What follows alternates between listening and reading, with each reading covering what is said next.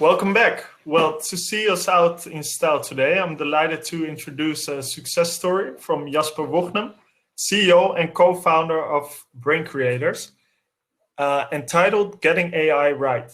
Since Jasper started studying artificial intelligence at the University of Amsterdam in 1995 already, he has been fascinated with human behavior and intelligent automation. After a series of growth adventures, Jasper founded BrainCreators, where his fascination with people and automation combines into Brain Matter, the platform for intelligent automation of human perception and decision-making. Jasper plays a very big role in the development of the AI ecosystem in Amsterdam, and it is my pleasure to welcome him here on stage.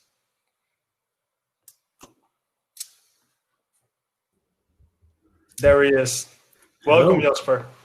Hello, Yo. How are you? Quickly share my screen for you. And there we go. So title of my talk today is Getting Artificial Intelligence Right. And it's more of a personal story of how BrainCreators, our team and me, went by the past 4 years with our adventure in AI. So the topics I want to discuss today are what we tried over the past 4 years, what we learned by trying, and finally, how we found something to scale our business and to scale our AI proposition. So let's go back to 2017. It's the first time the World Summit AI was held in Amsterdam in the beautiful Gashouder. And this was our stand. It was huge and it was had this backlight, so it really shined on all the people and on the main room. And for a second, we thought we were bigger than Google because our stand was bigger than Google. Obviously, we weren't, of course. And at the time, we were trying to explain artificial intelligence. So we had to explain how machine learning and deep learning worked. And it was all very technical because it was all very new. And actually, people wanted to know this. They went to a conference to hear about the details of how a computer could be so smart all of a sudden.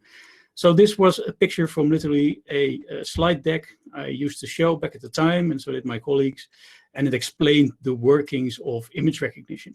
Very complex, and as a result, a very hard sell. So 1 year later, we moved to a tent outside of the Gashouder for some reason, but still for a second, we looked bigger than IBM in the background because we had a higher stand and we had a brighter light. And here you see Gerbert, my co-founder, demoing our first version of the Brain Matter platform, which Joel just talked about. And this year, we were trying to take it a level higher and go more abstract. Don't explain the technology, but sort of explain what it would get you, what you could do with it. And we just said, we have a lot of experience in this and we'd like to share it with you. So basically, we did everything AI related for everyone who would ask.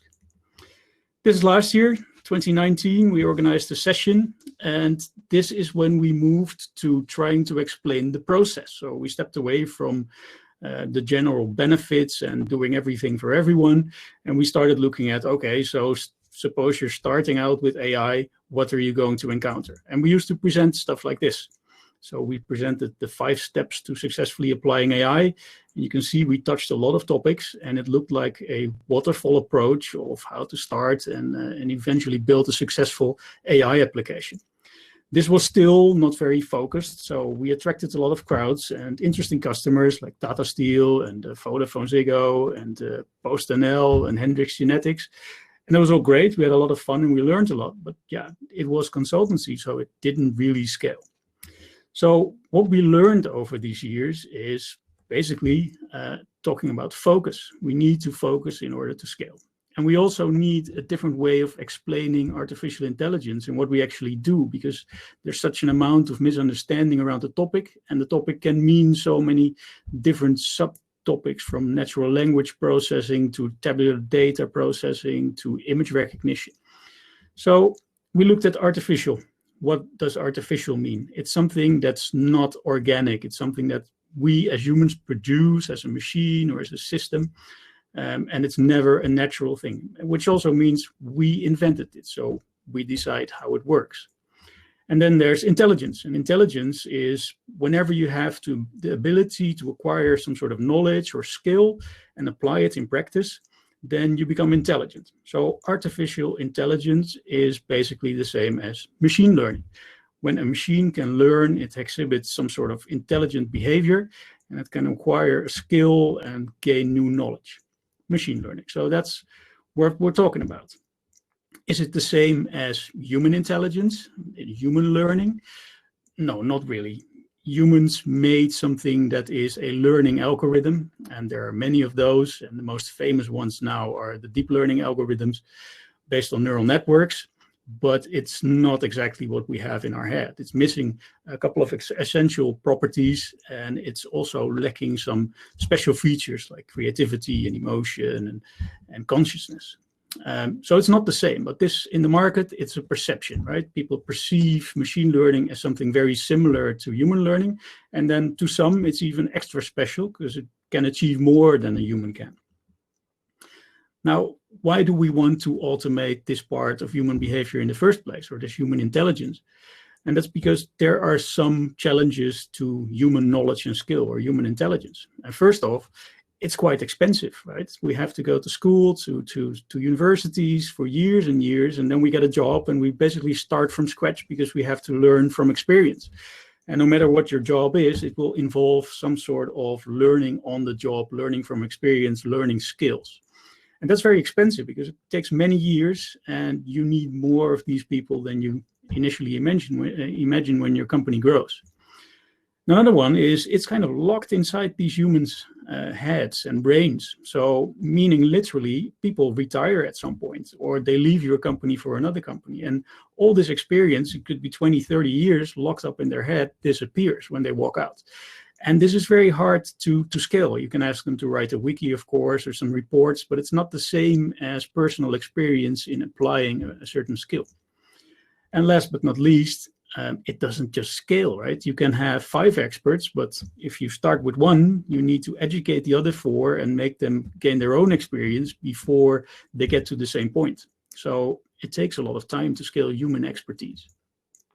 Now, in comes artificial intelligence, which is, like I said, a very broad topic. So we like to narrow it down a little bit and say, well, actually what we're trying to achieve is some sort of automation of what humans can do. So we call it intelligent automation, automation by learning. And there are 3 topics which we found very suitable to automate, which is perception. So it's ingesting any kind of data, looking at an Excel sheet, reading a piece of paper, looking at the outside world and perceiving visually what's happening. Then it's using your knowledge about what you're perceiving to make a decision. What am I looking at? What does this text mean? How do these numbers correlate to each other? And then it's responding to that. It's using your skill, knowing what to do next, knowing how to write an abstract, knowing how to fix a hole in something once you've identified it. So perceive, decide, and respond are the 3 sub-processes that we automate with intelligent automation. Where we apply this, not everywhere.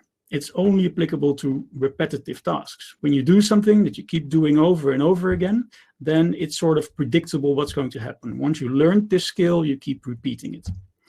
The context should also be predictable. As humans, we have the capability to talk about a lot of stuff and understand it, right? We can talk about the sky and know there are clouds, they're full of water. When it rains, it comes down, water feeds plants, plants grow, we can eat some of those plants, etc., etc. It's a huge context shift in a couple of seconds. For machines, this is very hard because all these contexts would have to be learned one by one. And perfectionism shouldn't be a requirement. It's never going to be 100% perfect because it's not deterministic. So whenever you expect something to be perfect, don't go for intelligent automation. Now, what's the value? Obviously, it scales massively because once you train the system to do something, to execute the tasks, you can just copy it to other systems and use it again and again and again. The process is faster. A computer can make calculations a lot faster than humans can and more consistently because it's not distracted all the time.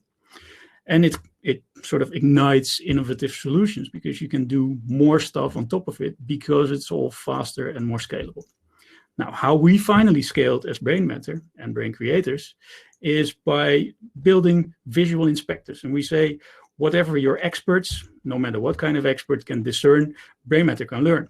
by transferring the knowledge. So we deliver these digital inspectors that automate your repetitive tasks so you can do more of these tasks and save money and time. And this time is used by your human experts to do new inventions, innovation, to sort of guide the system and check it and validate its output. And we don't do this one by one and go to a separate company like we used to and say, we'll build you a solution. No, we work with partners in infrastructure, construction, and manufacturing, where we say, we transfer your expertise to Brain Matter. We make it a scalable as-a-service solution.